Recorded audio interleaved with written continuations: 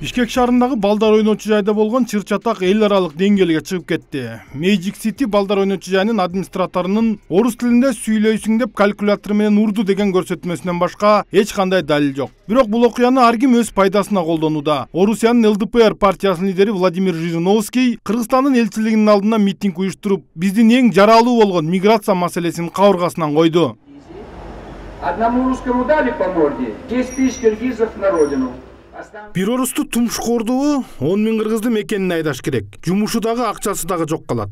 Өзлөрү ойлонсун. Орус кыз орусча сүйлөгөн үчүн калькулятор менен бетке чаптыбы, дагы 10 000 кыргыз Орусиядан жумуш албайт. Кытайлар, Америка аларга акча бериши мүмкүн, бирок алар жумуш ордун бере албайт. Ошентип кыргыздар ачкадан өлөт.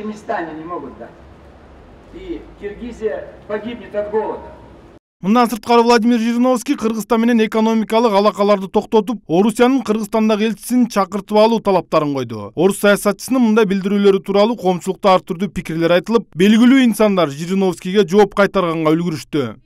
В Санкт-Петербурге продавщицу Мындай окуя Орусияда деле болот. Мисалы, Санкт-Петербургда Кыргызстандан келген сатуучу кызды шампанскийдин бөтөлкөсү менен бир нече жолу башка чапкан. Ошолорду дагы мыйзам жобуна тартыш керек болчу. Бир эле окуя үчүн ушунчалыкка барганга болбойт. Себеби мындай окуя кайра-кайра кайталанган жок. Это единичные случаи.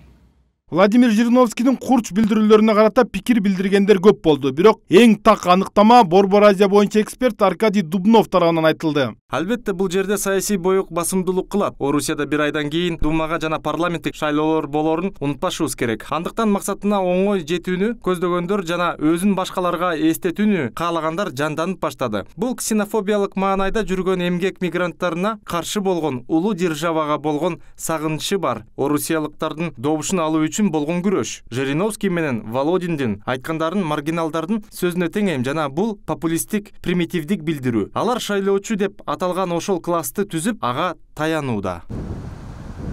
Аркадий Дубновдун айткандарына таянсак, Жириновскийдин кадамдары эки өлкөнүн мамилесине эч кандай таасир эте албайт. Ошондуктан Орусияда иштеп жашап жүргөн мекендештер бул нерседен чочулабай эле койсо болот.